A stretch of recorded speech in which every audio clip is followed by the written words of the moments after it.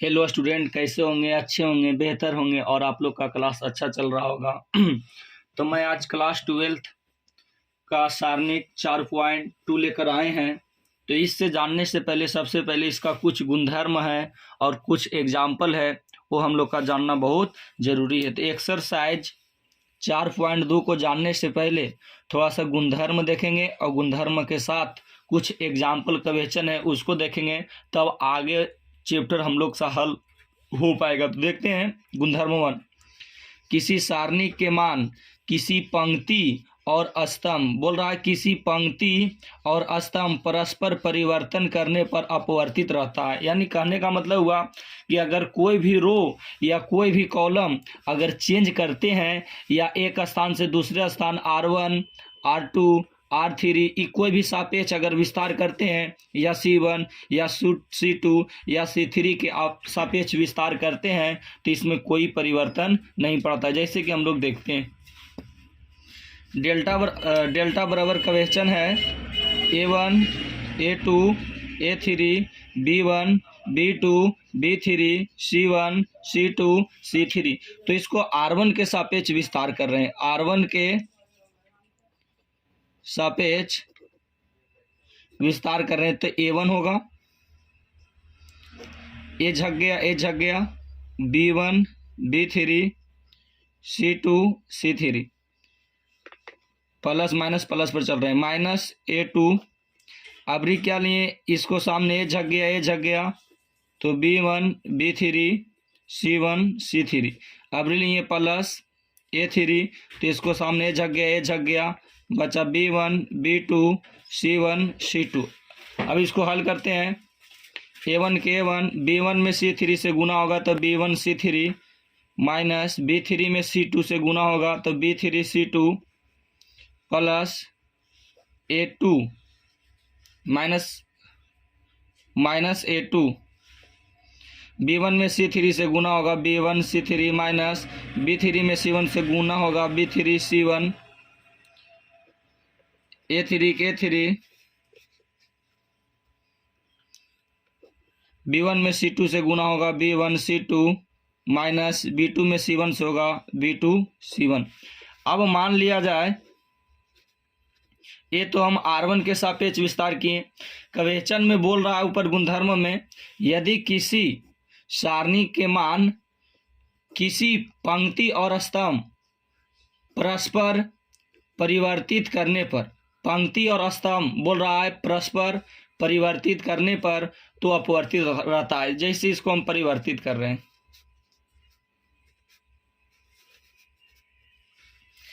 परिवर्तित कर रहे हैं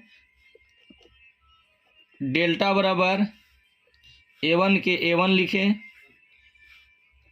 B1 किए C1 किए, A2 B2 C2 A3 B3 C3। हम पंक्ति और स्तंभ दोनों को परिवर्तित कर दिए। A1 B1 C1 A1 B1 C1। यहाँ C1 इस प्रकार से था तो C1 को हम चेंज कर दिए R1 में, इस प्रकार से कर दिए। यहाँ था इस प्रकार से C2, इसको चेंज कर दिए R2 में। यहाँ इस प्रकार था C3, इसको चेंज कर दिए R3 में। यहाँ R1 इस प्रकार से था A1 A2 A3, यहाँ हो गया C1 के सापेक्ष हो गया A1 A2 A3। अब अगर इसको हम लोग हल करते हैं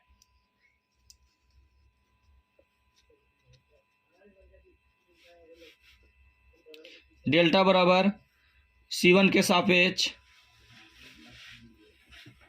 विस्तार करने पर A1 लिए तो ये झक गया बचा B2 C2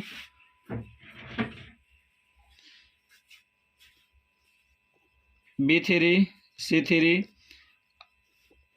plus minus plus minus plus minus plus minus plus. अब माइनस लिए B1 ये झक गया तो बचा A2 C2 A3 C3।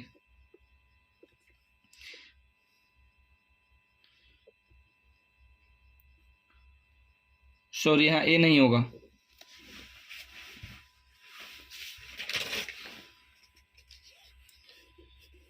C1 के सापेक्ष कर रहे हैं विस्तार,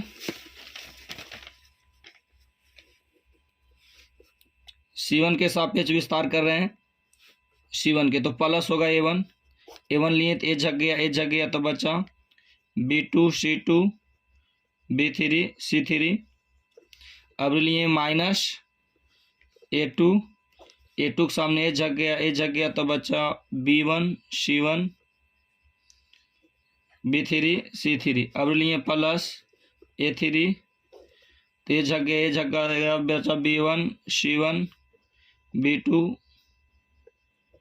C2। अब इसको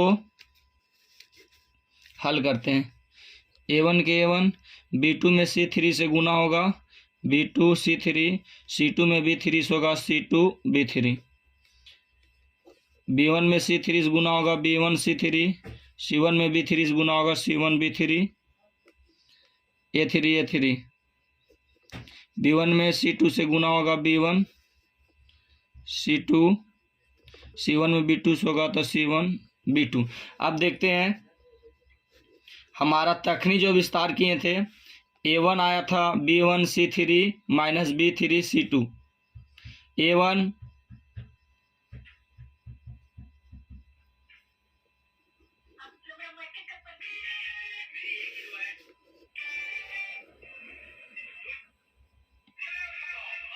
तो हमारा परस्पर परिवर्तन भी किए तो हमारा इसमें कोई फर्क नहीं हुआ, यानी कि आंसर वही आ गया, जो यहाँ आया यहाँ आ गया, दोनों यानी सेम आया।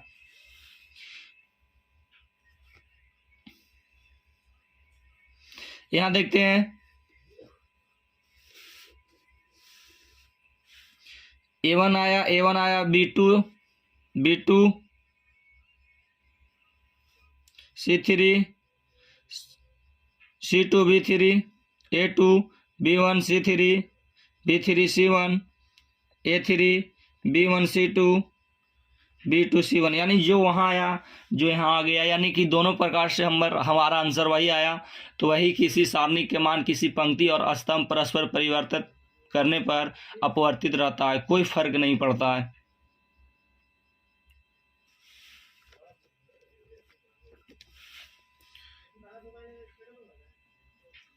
जितना यहाँ R1 के सापेक्ष अवकलन किए और यहाँ किए C1 का सापेक्ष, दोनों आंसर वही आया, दोनों स्थिति में वही आया, यहाँ भी वही आया और यहाँ भी आंसर वही आया। अब इसी पर देख लेते हैं एगो उदाहरण देखते हैं छठा। देखते हैं, बोलता है डेल्टा बराबर 2 -3 5 6 0 4 1 5 -7 के लिए गुणधर्म का सत्यापन कीजिए। तो प्रथम पंक्ति के अनुसार प्रश्न करने पर, यानी कि शॉर्ट में समझिए R1 के सापेक्ष विस्तार कर रहे हैं, तो डेल्टा लिए, यहाँ से 2 लिए, इसको सामने झक गया ए झक गया, बचा 0 4 5 -7 ए आ गया। अब यहाँ माइनस, एक फार्मूला में -3 लिए तो ए झक गया 6 4 1 7 बचा, +5 लिए ए झक गया बचा 0 6 1 5। आगे बढ़ते हैं, डेल्टा बराबर 2 के 2 लिखें, 0 से 7 में गुना हुआ 0 5 1 20, माइनस प्लस 6 7 42 4 1 4, 5 के 5 6 5 30, 0 में 1 से गुना हुआ 0, 20 से 2 में गुना हुआ 20 दूना 40, 42 3 के 3 लिखे, 42 4 46, 5 के 5 30 के 30, 40 के 40 लिखे, 46 में 3 से गुना हुआ 138, 50 दिया 150 हो गया, और 150 में ये दोनों जोड़ के घटाएं तो हमारा आंसर आया 28। अब इसी क्वेश्चन को पंक्ति और स्तंभ को अभी परिवर्तित कर देते हैं। देखिए परिवर्तित कर रहे हैं, वही पंक्ति और स्तंभों के परस्पर परिवर्तित करने पर हम प्राप्त करेंगे। यही चीज़ पहले भी देखें गुणधर्म 1 में, और उसी पर उदाहरण है। यहाँ डेल्टा बराबर क्वेश्चन में दिया था शुरू में 2 -3 5 6 0 4। अब इसको पंक्ति और स्तंभ को परिवर्तित कर रहे हैं, 2 6 1, यहाँ ई है, जो एक प्रकार से C1 है, यहाँ ई है जो एक प्रकार से C1 है, 2 6 1, बाकी यहाँ 2 6 1 जो आ गया है जो एक प्रकार से R1 आ गया। यहाँ -305 C2 है, यहाँ -305 हो गया R2, यहाँ 5 4 7 C3 है, यहाँ आ गया R3, यानी परिवर्तित कर दिए। अब परिवर्तित कर दिए हैं, अब परिवर्तित करके हल करते हैं तो क्या हमारा आंसर यही आएगा या चेंज आएगा वो देखते हैं। तो अब इस C1 के सापेक्ष विस्तार करने पर, C1 के सापेक्ष विस्तार करने पर, विस्तार करेंगे C1 के सापेक्ष तो 2 के 2 लिए, ए झक गया, ए झक गया तो 0 5 4 7 बचा, 0 5 4 7 बचा। फिर -3 ए लिए तो ए झक गया तो बचा 6 1 4 7, 6 1 4 7 प्लस अवरी 5 लिए तो ए झक गया 6 1 0 5। अब इसको हल किए 2 के 2, 7 में 0 हुआ 0, 5 1 20, 3 के 3, 6 7 42, 4 में 1 हुआ -4, 5 6 5 30। अब 20 में 0 घटाएं फर्क नहीं पड़ा, 3 के 3, 42 4 -46 प्लस 5 के 5, 30 के 30। यहाँ गुना किए 20 दूना 40, 46 तिया 138, 50 तिया 150। अब देखते हैं यहाँ भी आंसर हमारा आया -28 कैलकुलेट करके, और शुरू में आया भी -28, यानी कहने का मतलब कि यहाँ जो हमारा आंसर आया पंक्ति और स्तंभ को ज्यों के त्यों रखे वो भी आंसर मेरा -28 आया, और यहाँ पंक्ति और स्तंभ को परिवर्तित करने पर भी आंसर हमारा -28 है। इससे पता चलता है कि पंक्ति और स्तंभ को, पंक्ति और स्तंभ को परिवर्तित करते हैं तो सारणिक के मान अपरिवर्तित रहता है। यदि पंक्ति और स्तंभ को परिवर्तित करते हैं, पंक्ति और स्तंभ को परिवर्तित करते हैं तो सारणिक का मान अपरिवर्तित रहता है, उसमें कोई भी फर्क नहीं पड़ता है। यानी कहने का मतलब ये हुआ कि अगर मान लिया जाए ए बराबर दिया है 2 4 6 5 4 3 2 1 2, और अगर इसको अगर परिवर्तित कर दिया जाए, स्तंभ और कॉलम, रो और कॉलम को परिवर्तित कर दिया जाए, 2 के 2 5 2, 4 के 4 4 के 4, 1 के 1, 6 के 6, 3 के 3, 2 के 2। ये देखिए यहाँ हम परिवर्तित कर दिए हैं, यहाँ ये R1 है, ये R2 है, ये R3 है, ये C1 है, C2 है, C3 है। बाकी यहाँ पर ही C1 C2 C3 2 5 2 2 5 2, यहाँ ये R1 हो गया, C1 यहाँ R1 हो गया, C2 यहाँ R2 हो गया, और C3 यहाँ R3 हो गया। R1 यहाँ हो गया C1, R2 यहाँ हो गया C2, और R3 यहाँ हो गया C3। जो आंसर इसका आएगा वही आंसर हमारा इसका आएगा। जो आंसर इसका आएगा, अगर इसका आंसर 20 आया तो इसका भी आंसर क्या आएगा, 20 आएगा। वही चीज़ गुणधर्म में बताया गया कि अगर रो और स्तंभ को अगर आपस में परिवर्तित करते हैं तो उसमें कोई परिवर्तन नहीं होता है। चले आगे देखते हैं अगला गुणधर्म। अगला गुणधर्म 2 है, यदि सारणिक की कोई दो पंक्ति या स्तंभ को, यदि सारणिक की कोई दो पंक्ति या स्तंभ को परस्पर परिवर्तित कर दिया जाता है तब सारणिक का मान चिह्न परिवर्तित हो जाता है। यानी क्वेश्चन में कह रहा है कि अगर सारणी का दो पंक्ति या स्तंभ को आपस में परिवर्तित कर दिया जाता है, यानी कि कहने का मतलब यह क्वेश्चन इस प्रकार से बोल रहा है कि अगर मान लिया जाए यहाँ 1 है, 2 है, 3 है, 4 है, 5 है, 6 है, 7 है, 8 है, 9 है, इस प्रकार से सारणी दिया, और ये R1 है, ये R2 है, ये R3 है, ये C1 है, ये C2 है, ये C3। तो क्वेश्चन इस प्रकार से बोल रहा है यदि दो स्तंभ या दो कॉलम, मान लिया जाए एक R1 और एक R2, अगर इन दोनों का स्थान परिवर्तित कर दिया जाए, यानी R1 के स्थान पर R2 के लेकर कर दिया जाए और R1 का स्थान पर R2 के स्थान पर R1 कर दिया जाए। यानी कहने का मतलब या C1 के स्थान पर C2 कर दिया जाए या C2 के स्थान पर C1 कर दिया जाए। तो इससे जो वैल्यू निकल के आएगा, इस वैल्यू में इसको क्या हो जाएगा, परिवर्तित हो जाएगा। अगर यहाँ R1 के जगह पर R2 करते हैं तो 1 2 3, ये तो ज्यों के त्यों लिखाया,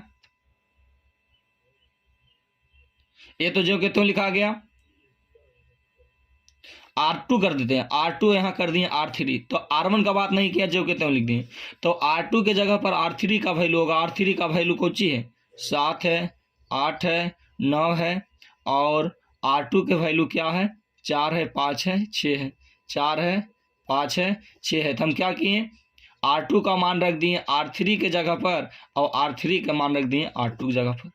अब इसका वैल्यू निकलेगा जो, और इसका वैल्यू जो आएगा जो, ये दोनों का वैल्यू अगर इसका 50 आया तो इसका हो सकता है 51 आएगा या कम आएगा, दोनों बराबर नहीं हो सकता। एक गुणधर्म दूसरा में पढ़ना है कि या तो 2 गो कॉलम को चेंज कर दिया जाए या 2 को स्तंभ को चेंज कर दिया जाए, तब जो सारणी का मान आता है जो अलग आता है, चेंज होकर आता है। ये R1 का कोई भी अगर R1 की जगह पर R3 कर दिया जाए तब पर भी मान में चेंज आएगा, या C1 के जगह पर C3 कर दिया जाए और C3 के जगह पर C1 कर दिया जाए तो भी वैल्यू में क्या आएगा, परिवर्तित आएगा। तो आज तक हम यहीं तक रखते हैं, क्योंकि अब अगला दिन इसको हम बताने का प्रयास करेंगे। बाकी देख लीजिए, अगर बनेगा तो बना के देखिएगा।